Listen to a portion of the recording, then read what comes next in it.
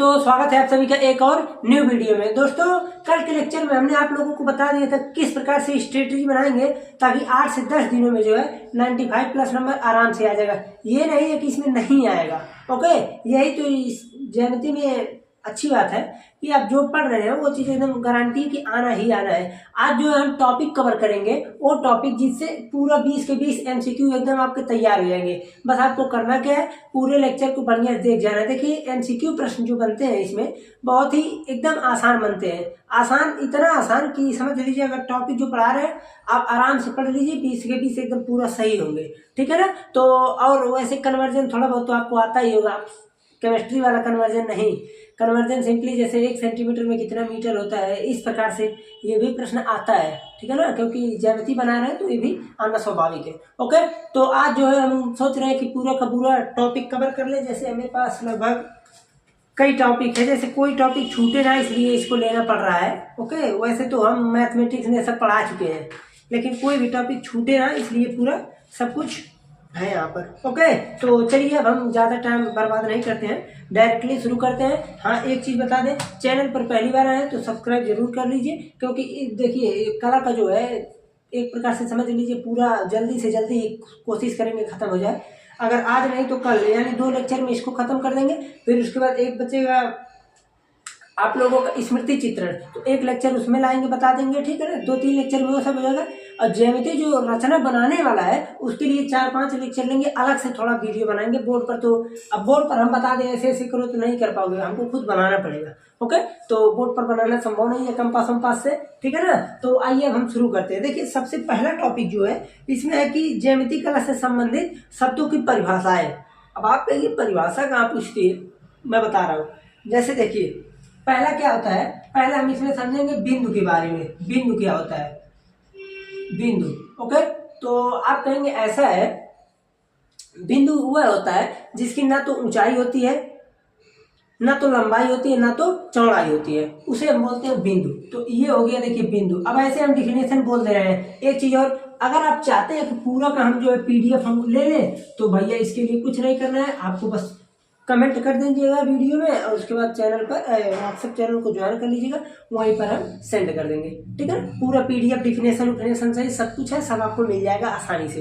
Okay, तो देखिए ये हो गया यहाँ पर बिंदु क्या होता है, जिसकी ना तो ऊंचाई होती है, ना लंबाई, ना तो चौड़ाई। अब देखिए करते क्या है, इन्हीं बिंदुओं के समूह को, जैसे देखिए हम बिंदुओं को ऐसे मिलाते जाए, 1 मिलाए, 2 मिलाए, 3 मिलाए, 4 मिलाए, इसी पर ऐसे ऐसे एकदम मिलाते जाए तो एक हमें मिलेगी क्या, रेखा। तो इसे ही बोलते हैं सिंपली रेखा। बिंदुओं के समूह को क्या बोलते हैं, रेखा। तो ऐसे अब मान लीजिए पूछ लिया कि बिंदुओं के समूह को कहते हैं, तो कह देगा बिंदु या किरण, रेखाखंड, तो क्या बोलेंगे, उसे रेखा बोलेंगे। यानी बिंदुओं का समूह, अगर जिससे एक मान लीजिए कोई भी एक लाइन बन रही है, लाइन वही डिफिनेशन ही हो गया। ठीक है ना, बिंदुओं के समूह को रेखा बोलते हैं। ओके, तो इस प्रकार से एक छोटा छोटा डिफिनेशन है, ज्यादा कुछ नहीं है। अब देखिए, अब मान लीजिए इसमें कई प्रकार से हो सकता है। पहला हो सकता है कि ये केवल और केवल एक डायरेक्शन में जाते रहे। ठीक है ना, अगर केवल एक डायरेक्शन में जा रहा है तो इसे बोलते हैं किरण। इसे क्या बोलते हैं, किरण। अब देखिए रेखा का मतलब ये दोनों तरफ जाता रहेगा, ध्यान दीजिएगा, इसको तो मैंने थोड़ा सा भूल गए थे। ओके, बोल दिया, नजर से उतर गया था। रेखा का मतलब जो लगातार एकदम जाता रहे दोनों तरफ, कोई भी लिमिट में बाउंडेशन नहीं है, जहां मन करे वहीं जाए, दोनों तरफ जाता रहे। अगर एक तरफ से हम लिमिट कर दे और दूसरे तरफ जाता रहे तो उसे बोलते हैं किरण। ओके, अगर दोनों तरफ से हम बाउंड्री मार दें तो उसे बोलते हैं रेखाखंड। भैया ऐसे लाइन एकदम डिफिनेशन जुबान पर होना चाहिए। 9th में अगर आप लोगों को कम पड़ रहा होगा तो आप लोग क्लास 10th का जो है त्रिभुज का लेक्चर 1 देख लीजिएगा, सब कुछ डिटेल में बताए हैं। ओके, बिंदु क्या होता है, जिसकी ना तो ऊंचाई होती है, ना तो लंबाई, ना तो चौड़ाई। रेखा क्या होता है, बिंदुओं के समूह को रेखा बोलते हैं। अगर रेखा में एक तरफ फिक्स कर दे, एक तरफ बढ़ते जाए तो रेखा किरण बोलते हैं। अगर दोनों तरफ फिक्स कर दे तो उसे बोलते हैं रेखा खंड। ओके, देखिए इतना डिफिनेशन हो गया। अब उसके बाद यहाँ पर हम 1 सेकंड टाइम दीजिएगा। रेखा हो गया, रेखाखंड, किरण हो गया, उसके बाद हो गया बिंदु। ओके, इतना हो गया। अब इसमें देखिए, अब हम चलते हैं थोड़ा सा एक बिंदु पर बनने वाले कोण एवं रेखाएं। अब इन टॉपिक पे अगर बात करें तो इस टॉपिक पर ज्यादा कुछ नहीं, देखिए ध्यान दीजिए। जैसे होता क्या है, ये बिंदु है। ओके, मान लीजिए कोई बिंदु से जो है एक कोई बिंदु है, एक ही बिंदु से अगर दो किरण निकल जाए किसी भी डायरेक्शन में तो उसके बीच का ये जो है इसे हम क्या बोलते हैं, थीटा यानी कोण बोलते हैं। ओके, क्या बोलते हैं, एंगल, कोण यही होता है। यानी जब कभी भी एक बिंदु से दो किरणें निकल जाती हैं किसी भी डायरेक्शन में तो उसे सिंपली हम बोलते हैं कोण। ठीक है, कोण का हो गया डिफिनेशन। अब देखिए कोण में जो है जैसे कई प्रकार से कोण हो सकता है, तो इसी कोण के आधार पर अब हम चलते हैं थोड़ा सा आगे। कोणों के आधार पर हम त्रिभुज बनाए, या तो पहले हम कोणों के आधार पर इसे कोण को ही हम समझ लेते हैं। पहले ये कोण हो गया, अब कोणों का हम समझते हैं कोणों के प्रकार। ठीक है, कोणों के प्रकार, कोणों के प्रकार से क्वेश्चन आया था पिछली बार, कोणों के प्रकार। अब जैसे क्वेश्चन अभी क्या पूछ लीजिए रहा है, जैसे मैं बता रहा हूँ एक सेकंड, ये हो गया कोणों के प्रकार। कोण क्या है, एक बिंदु से जब दो किरण निकलती हैं एनी डायरेक्शन, कोई भी डायरेक्शन हो, उनके बीच के जो बन रहा है ये यहाँ पर कोण, इसे ही कोण है यही। ओके, कोण के कई प्रकार होते हैं। अब देखिए पहला है इसमें दिया न्यून कोण। न्यून कोण क्या होता है समझिए, जब कभी भी एक बिंदु से दो कोण, मान लीजिए दो लाइन इधर गई यहाँ गई, तो इसे हम बोलते हैं इस कोण को न्यून कोण। न्यून कोण पहले हमको डालना पड़ेगा यहाँ से, न्यून कोण। न्यून कोण, न्यून कोण क्या होता है, जिसका थीटा का मान, अब जैसे यहाँ थीटा है ना कोण, तो कोण जो है अगर 0 से लेके 90 के बीच में है तो इसे हम बोलते हैं न्यून कोण। सिंपली न्यून कोण क्या होता है, जिसमें कोण जो है वो 0 से 90 के बीच में हो। यानी सीधे समझिए, अगर मान लीजिए इसको हम इससे यहाँ पर थोड़ा सा समझिए, जैसे एक इधर गया एक इधर गया, तो ये होता है 90 डिग्री समकोण। आपको सभी को पता होना चाहिए, ये होता है समकोण। ठीक है ना, तो ये हो गया समकोण। अगर इससे पीछे है इस तरफ तो इसे हम बोल देंगे, अगर इस तरफ है तो न्यून कोण। ओके, अगर मान लीजिए सेम सेम इसी पर है तो इसे बोलते हैं समकोण। तो दूसरा यहाँ पर मैं आपको लिख देता हूँ समकोण। समकोण तो अगर ऐसे ही है डायरेक्टली तो ये होता है समकोण। इसमें जो है परपेंडिकुलर होता है, आपको पता होना चाहिए थीटा एग्जैक्ट इसमें होता है 90 डिग्री। ओके, तो इसे हम बोलते हैं समकोण। ओके, अब हम चलते हैं थोड़ा सा आगे, जिसे हम बोलेंगे, क्या बोलेंगे, देखिए न्यून कोण हो गया, समकोण हो गया, एक होता है अधिक कोण। तो अधिक कोण में सिंपली क्या होता है, जब दो किरण एक बिंदु से थोड़ा इस डायरेक्शन से निकले कि 90 डिग्री से एंगल बड़ा हो, तो इस कोण को बोलते हैं हम अधिक कोण। अधिक कोण सिंपली इसमें होता कि, अच्छा वीडियो शूट हो रहा है, जैसे कभी कभी भूल जाता है, तो इसमें क्या होता है, थीटा का जो वैल्यू है, देखिए 90 से बड़ी 180 से छोटा। ओके, अब समझिए, अगर मान लीजिए इस पर है 90 डिग्री समकोण, इधर गए न्यून कोण, इधर आए अधिक कोण। ओके, ये सब आप लोग समझते रहिएगा ताकि कहीं भी कोई समस्या ना हो। ओके, तो ये रहा आप लोगों का कोण के बारे में थोड़ा सा हमने समझ लीजिए। हाँ ठीक दिख रहा है, ठीक है, कोण के बारे में थोड़ा सा हमने समझ लिए। अब हम थोड़ा सा और समझ लेते हैं। देखिए न्यून कोण हो गया, समकोण हो गया, अधिक कोण हो गया। इसमें हमको और कुछ बताना नहीं है। डिफिनेशन जब हम भेज देंगे आप लोगों के ग्रुप में, कमेंट कोई करेगा तभी भेजेंगे। ओके, तो अगर मान लीजिए देख लेंगे तो फायदा रहेगा। ठीक, डिफिनेशन पढ़ेंगे, सब कुछ वही लिखा होगा। इतना टाइम नहीं है मेरे पास कि मैं इसको पढ़ूँ, आप लोगों के पास भी टाइम नहीं है। बस आप लोग ये समझिए, जैसे मान लीजिए अगर कभी पूछा, सिंपल सिंपल क्वेश्चन बनेंगे, इससे बाहर एक भी नहीं बनेगा। देख लीजिए, एक होता है रिज कोण। रिज कोण से ही पिछली बार क्वेश्चन पूछा था, ठीक है ना। रिज कोण क्या होता है, देखिए रिज कोण या फिर सरल कोण। सरल कोण, रिज कोण या सरल कोण यानी सिंपल वही होता है, एक कोई बिंदु है, एक कोई बिंदु है, दो किरण एक इधर निकल गई एक इधर निकल गई, तो ये क्या बना, आप कहेंगे एक स्ट्रेट लाइन बना, यानी एक सीधी रेखा बनी। तो एक सीधी रेखा पर एक यहाँ अगर कोई बिंदु है तो इस पर जितना भी कोण बनना है यही होता है सरल कोण या फिर रिज कोण। यानी इसका मान कितना होता है, 180 अंश।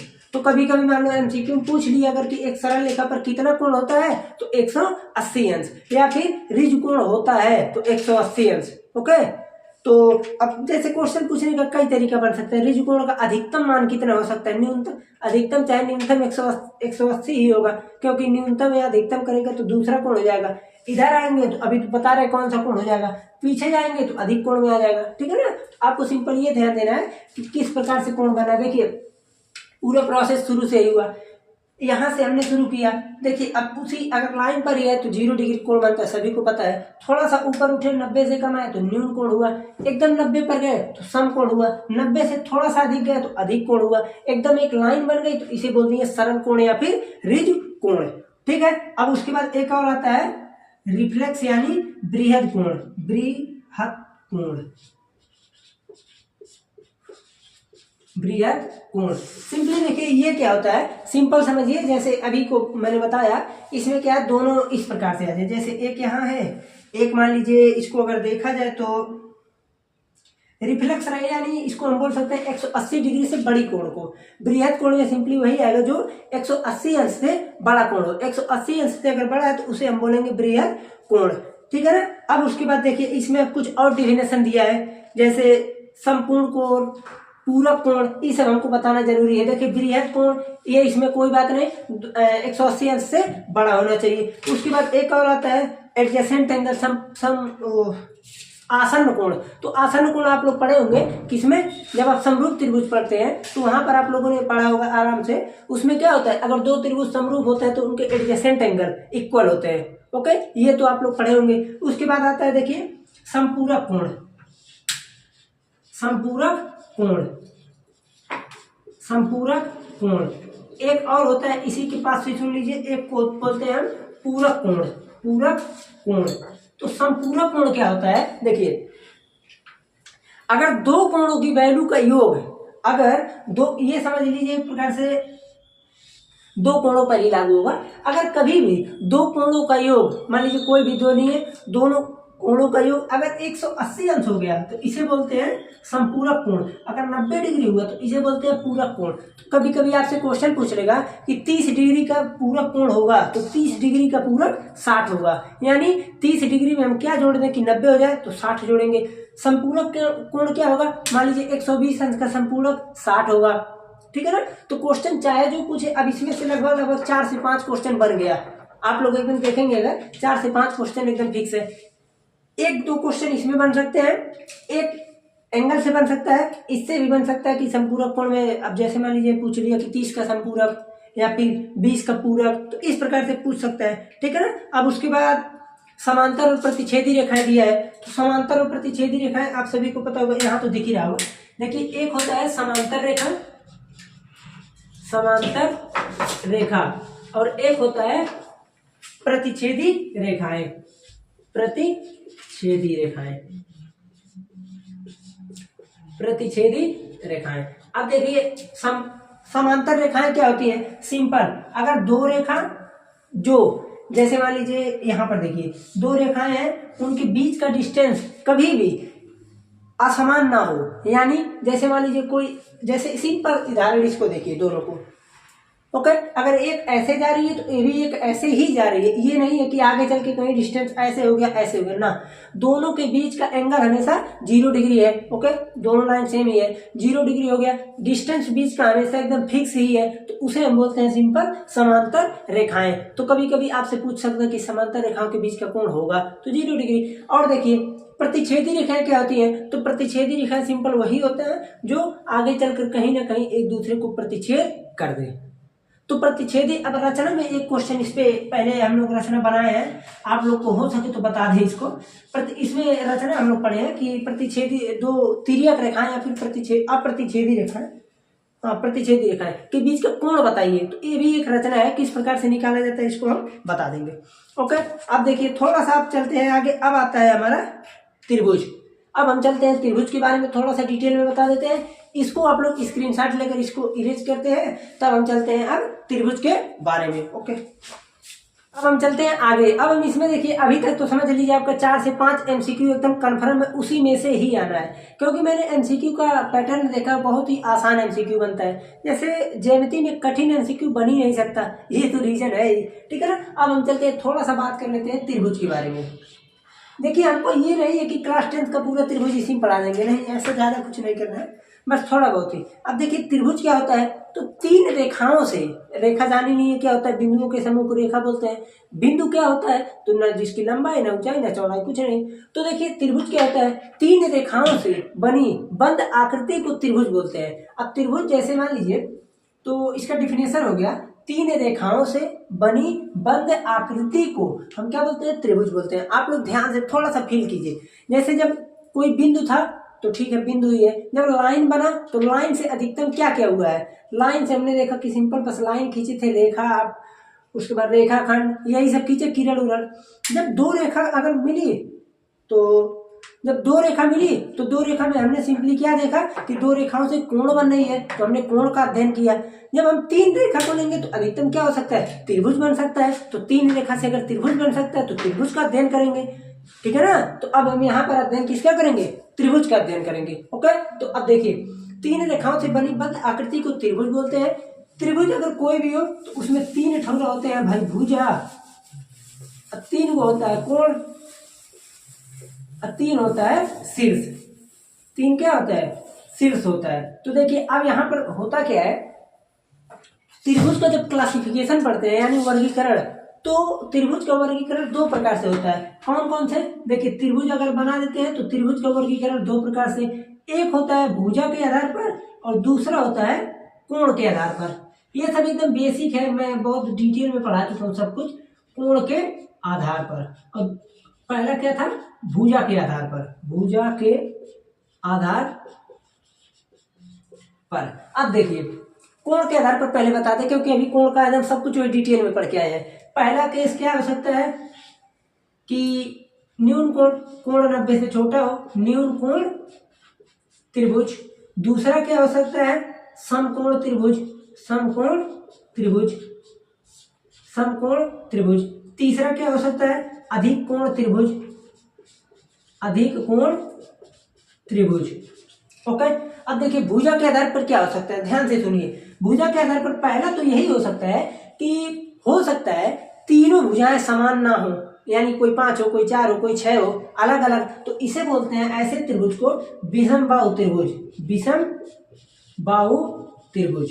यानी देखिए विषम बाहु, बाहु मतलब यहाँ भुजा होगा, तो जिसकी सभी भुजाएं विषम हो उसे बोल देते हैं विषम बाहु त्रिभुज। अब उसके बाद हो सकता है कि कोई दो बराबर हो जाए, तो इसे बोलते हैं समद्विबाहु, समद्विबाहु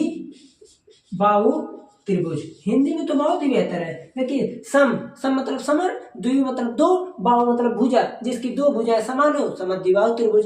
तीसरा हो सकता है, क्या नाम है, समबाहु त्रिभुज, समबाहु, जिसकी सभी भुजाएं समान हो, समबाहु त्रिभुज, ठीक है ना। अब ये तो हो गया बस इसका सिंपल। तो आप लोगों से देखिए पिछली बार के एक क्वेश्चन में पूछा था कि समबाहु त्रिभुज में होते हैं तो तीनों भुजाएं समान होते हैं, एमसीक्यू बन गया क्वेश्चन, ठीक है ना। तो इस प्रकार से एकदम एमसीक्यू समझ लीजिए, लुल्लू पुल्लू क्वेश्चन पूछता है, ज्यादा कठिन नहीं पूछता है। ओके, अब इसमें इससे ज्यादा आपको कुछ नहीं पढ़ना है। देखिए यही सब डिफिनेशन दिया कि ऐसे त्रिभुज जिनकी कोई दो भुजाएं परस्पर समान हो तो इन्हें समद्विबाहु, ठीक है ना, ये सब आप लोग जानेंगे।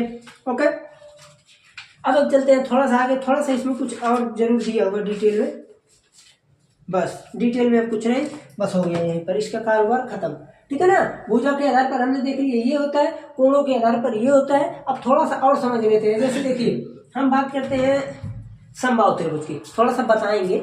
जैसे समबाहु त्रिभुज को जब हमने लिया तो उसमें सिंपली हमने ये देखा था कि इस प्रकार से था, यानी अगर ये भुजा ये है ए, तो इसका परिमाप कितना होगा, आप कहेंगे परिमाप हो जाएगा 3 है, परिमाप हो जाएगा 3 है। तो आप लोग परिमाप इसका जानते रहिएगा। क्षेत्रफल होता है करीब 3/4 भुजा स्क्वायर, हम सब प्रूव करा चुके हैं, लेकिन आपको प्रूव नहीं करना है, आपको ये जानना है कि हाँ इसका परिमाप इतना होता है। परिमाप कभी कभी पूछ सकता है। ओके, परिमाप पर आधारित एक रचना है, इसको भी बताएंगे हम, ठीक है ना। ये इतना हो गया, अब इसमें इससे ज्यादा कुछ नहीं पढ़ना है। अब थोड़ा सा हम बात करेंगे चतुर्भुज के बारे में। चतुर्भुज से अभी तक क्वेश्चन नहीं कोई पूछा था। देखिए हाँ एक चीज भूल गए, पिछली बार अभी जब हमने पेपर देखा तो उसमें ये पूछा है कि निम्न चित्र में से त्रिभुज का चित्र कौन सा है, 4 ठो बना दिया। तो त्रिभुज का चित्र तो आप सभी को पता ही है।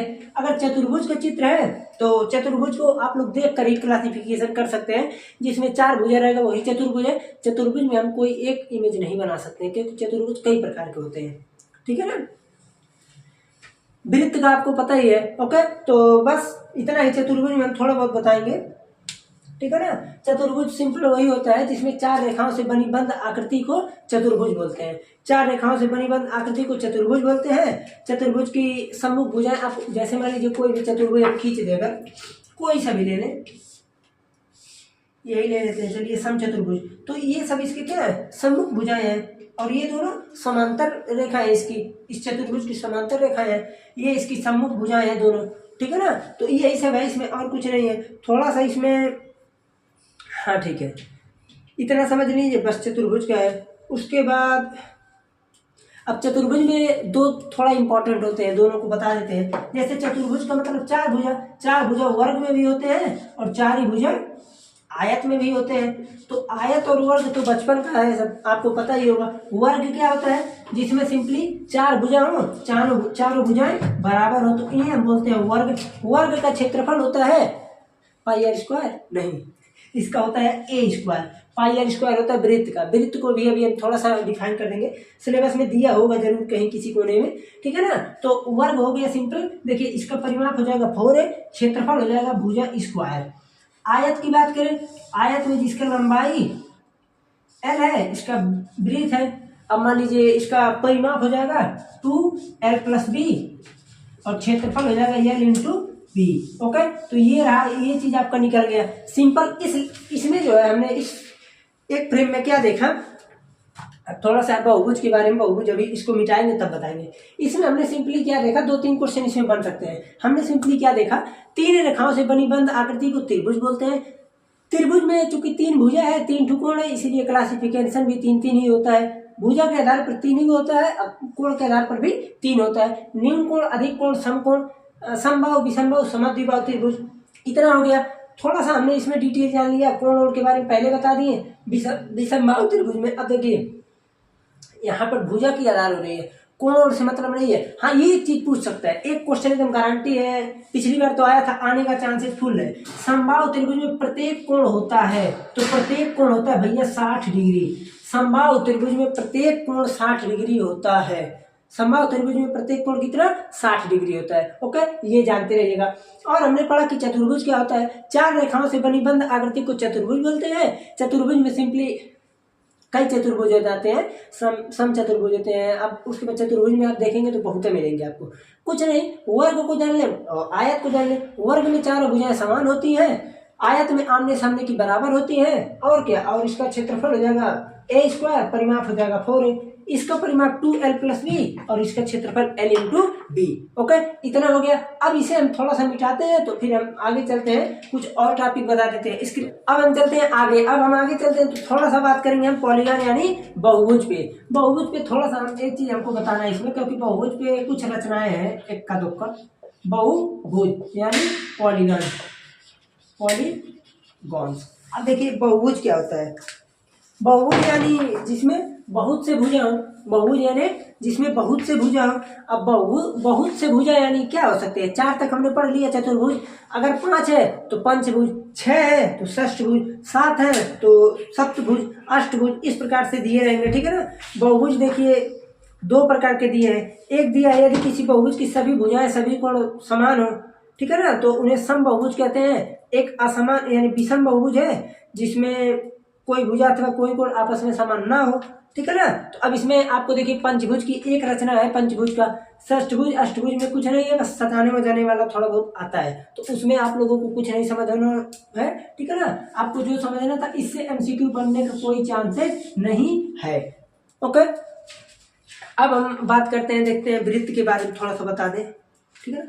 सोच रहे हैं बस सिलेबस, आज इसका एमसीक्यू वाला सिलेबस का काम खत्म हो जाए। अब एमसीक्यू का सिलेबस का काम खत्म हो गया है, थोड़ा बहुत बताना है जिससे अब रचनाएं के बारे में काम आएगा भी, ठीक है ना। आगे देखिए, अब हम बात करते हैं सर्कल यानी वृत्त की।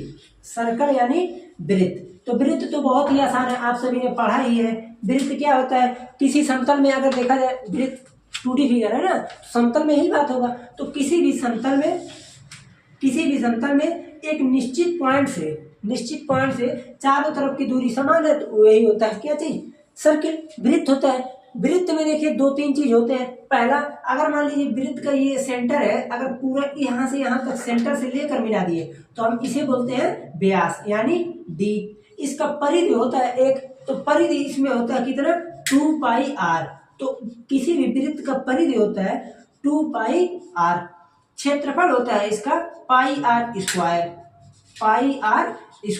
ओके। और इसमें कुछ दिया है, वृत्त का व्यास दिया है, वृत्त का, अब उसके बाद चाप दिया है, तो चाप आपको पता होना चाहिए। जैसे मान लीजिए हम ऐसे करते, देखिए ये क्या है, ये लाइन वृत्त का चाप है, वृत्त का चाप है। अब देखिए इसमें थोड़ा सा एक चीज हमको और बताना है, ठीक है ना। जैसे वृत्तखंड क्या होता है, ठीक, तो वृत्तखंड और त्रिज्यखंड, आप दो चीज इसको पढ़े होंगे। तो वृत्तखंड तो हम खैर यहाँ बता ही देंगे। जैसे मान लीजिए कोई भी लाइन है, ठीक है ना, कोई वृत्त ऐसे इसको दो पार्ट में कर दे तो ये वृत्तखंड ही हुआ, ओके। तो इसमें एक वृत्तखंड, इसमें ये सब फार्मूला और का जिक्र कहीं नहीं किया क्योंकि हमको इसमें ये चीज नहीं पढ़ना है। अब एक चीज और, स्पर्श रेखाओं से संबंधित इसमें कुछ पूछ सकता है। एमसीक्यू क्वेश्चन देखिए मैंने बताया तो पूछा भी था भाई, ठीक है ना। तो एमसीक्यू क्वेश्चन मैथ में उठा चुकी। अब इसमें हम बात करते हैं वृत्त की स्पर्श रेखाओं के बारे में। तो आप सभी को पता होना चाहिए स्पर्श रेखाओं में 3 प्रकार का कंडीशन बन सकता है।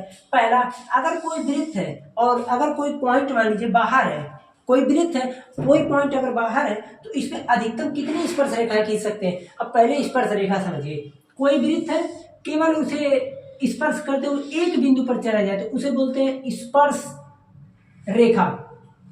बिंदु को बोलते हैं स्पर्श बिंदु, ये होता है स्पर्श बिंदु, स्पर्श बिंदु कॉमन में हो गया ना, ये बोलते हैं स्पर्श बिंदु इसको, और इसको बोल देते हैं स्पर्श रेखा, ऊपर रेखा बिंदु, ठीक है, समझ जाइएगा। एक और आता है, अब इसे समझिए, स्पर्श रेखा समझ गए। तो अगर कोई भी वृत्त है, वृत्त के बाहर एक कोई बिंदु है तो उस पर अधिकतम कितनी स्पर्श रेखाएं खींची जा सकती हैं, सिर्फ और सिर्फ 2। अगर कोई वृत्त के एक बिंदु पर है, परिधि पर है, तो वो तो ये है, एक तो खींच सकते हैं। अगर कोई वृत्त के अंदर है तो उस पर कुछ नहीं खींच सकते, केवल और केवल एक इसमें हम ऐसा रेखा खींच सकते हैं जो उसको हम छेद माने यानी 2 पार्ट में विभाजित करता है, जिसे हम बोलते हैं छेदक रेखा, ओके। तो हमने इतना केवल समझा। एमसीक्यू प्रश्न में ये बन सकता है कि यदि किसी वृत्त के बाहर एक बिंदु लिया जाए तो उससे अधिकतम कितनी स्पर्श रेखाएं खींची जा सकती है वृत्त पर, तो 2। एमसीक्यू में इनफाइनाइट रहेगा तो इनफाइनाइट को मत आंसर में ठीक कीजिएगा, नहीं तो हो जाएगा गलत, ठीक है ना। अब जैसे मान लीजिए, हाँ, एक क्वेश्चन ये अगर पूछ ले कि किसी भी वृत्त पे कितनी स्पर्श रेखाएं खींची जा सकती हैं, तो अनंत। क्यों? क्योंकि देखिए वृत्त के प्रत्येक बिंदु पर स्पर्श रेखाएं खींची जा सकती हैं। तो अगर यहाँ बिंदु है तो ये भी, यहाँ बिंदु है, यहाँ बिंदु है, ऐसे। चूंकि हमने क्या पढ़ा है कि रेखा क्या होती है, बिंदुओं का समूह, और ये तो बिंदुओं के समूह से ही तो बना है, तो जितने बिंदु होंगे उतने स्पर्श रेखा खींचे, तो इसका आंसर हो जाएगा अनंत। हाँ, पॉइंट अगर बाहर है तो 2, पॉइंट अगर उसी पर है तो 1, अंदर है तो 0। ये सब चीज आप लोगों को एमसीक्यू क्वेश्चन में बनने लायक है। अब इसमें थोड़ा सा आपको समझना है स्पर्श रेखा के बारे में। हमने पहला क्या समझा, स्पर्श रेखा में ये चीज है पहला। दूसरा हमने समझा छेदक रेखा। छेदक रेखा मैंने कहाँ बनाया, यहाँ बनाया, ये हो गया छेदक रेखा, लिख रहे हैं छेदक रेखा। अब हम तीसरा समझेंगे, इसमें ये सब रचनाएं हैं, ध्यान दीजिएगा, सब रचनाएं हम बताएंगे, स्पर्श रेखा भी बताएंगे। और उसके बाद अब हम चलते हैं समान अनुस्पर्शी रेखाएं। समान अनुस्पर्शी रेखाएं ये क्या होती है, इन्हें समझते हैं। समान, अब वैसे ये सब पूरा रचनाएं क्या है, रचना में ये सब रचनाएं हम बता देते हैं। जैसे देखिए समान अनुस्पर्शी रेखाएं, सामान्य अनुस्पर्शी रेखाएं, तो इसमें क्या चीज है, जैसे देखिए अगर कोई भी दो वृत्त है, कोई भी दो वृत्त लेने, चाहे बड़ा हो चाहे छोटा हो, तो उससे मतलब नहीं है। इसके परिधि से इसके परिधि यानी एक एक पॉइंट से ऐसे मिला दिए, तो इसे बोलते हैं समान अनुस्पर्शी रेखाएं। समान अनुस्पर्शी यानी एक दूसरे को क्या करेंगे, स्पर्श करेंगे, वो भी डायरेक्टली, ओके। तो इन्हें हम बोलते हैं, देखिए डायरेक्ट कॉमन टेंजेंट, ओके, समान अनुस्पर्शी रेखाएं। एक और हो सकता है समान तिर्यक रेखाएं। तो तिर्यक रेखाएं क्या होगा, समझ लीजिए, बस ऐसे हो जाएगा। ये सब ध्यान दीजिएगा, टच करेगा ना, कट करेगा ना कुछ, केवल टच करेगा, ओके। तो इन्हें बोलते हैं समान अनुस्पर्शी, तो बोलेंगे नहीं, ये हो जाएगा समान तिर्यक स्पर्श रेखाएं, इन्हें बोल देंगे समान अनुस्पर्शी रेखाएं, ओके। अब देखिए टॉपिक में अब ज्यादा कुछ नहीं बचा है। एक चीज और है, अंतर्गत परियत वृत्त। ये सब रचना का मैटर है, इन्हें हम रचनाओं में बता देंगे। ओके, अंतर्गत परिगत वृत्त हो गया। अंतर्गत जानते ही हैं कि त्रिभुज के अंदर अंदर सब कुछ हो, अब परिगत मतलब सब बाहर बाहर हो। तो और उसके बाद इसमें क्षेत्रफल उत्तरफल पता ही है। स्पर्श रेखा बता ही दिए, स्पर्श बिंदु भी बता दिए। छेदक रेखा हो गया, समान अनुस्पर्शी रेखा, समान तिर्यक रेखा। ओके, तो अब जो है आपका मैटर होता है खल्लास। तो अब जो है इतना पढ़ने के बाद पूरा एमसीक्यू आप लोग कर देंगे, और एमसीक्यू प्रश्न जो है हम कम से कम 2-3 पेपर आप लोगों को पूरा शो कर देंगे, सब कुछ बता देंगे, ताकि एमसीक्यू पैटर्न कहीं से भी कोई गलती ना हो। अगर इतना आप लोग देख लेते हैं तो ये जानिए 20 एमसीक्यू आपका आना ही आना है। इक्का दुक्का एमसीक्यू हो सकता है कि ना आए, बट पूरा फुल्ली चांसेस है कि पूरा आ जाएगा। इधर से 20 हो गया। अभी एक लेक्चर हम आज बना देंगे, चाहे अगले दिन, इसमें जो है आप लोगों का स्मृति चित्रण से, ठीक है ना। तो वो दोनों का इधर से पहले कवर है, कम से कम 40 नंबर बचेगा, 30 नंबर तो रचना का मैटर है, बता देंगे। अगर मान लीजिए 5 रचना आती है तो 5 में से 3 ही करना रहता है, 10-10 नंबर का रहता है। सही होता है तो पूरा मिलेगा, गलत होता है तो खत्म बवाल, ठीक है ना। तो ये इसका सब लोग आप जानेंगे, स्क्रीनशॉट ले लीजिएगा। तब हम अगले लेक्चर में मिलते हैं स्मृति चित्रण वाले के साथ।